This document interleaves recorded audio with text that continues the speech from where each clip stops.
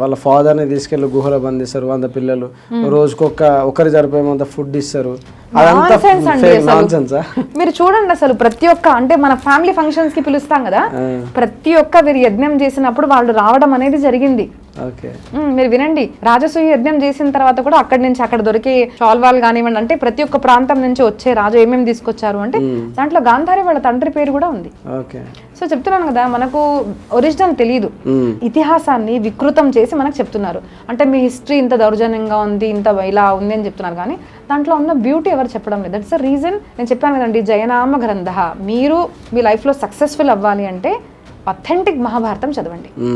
ఎంత చిన్న వయసులో ఉంటే అంత చిన్న వయసు నుంచి పిల్లలకి మహాభారతం చదవండి. నేను చెప్తున్నాను కదా, I'm taking the responsibility. That will give only success in your life. Success మాత్రమే వస్తుంది అలాంటి గ్రంథం మహాభారతం. బట్ అథెంటిక్ గా చదవాలి, ఈ నాన్ సెన్స్ కాదు.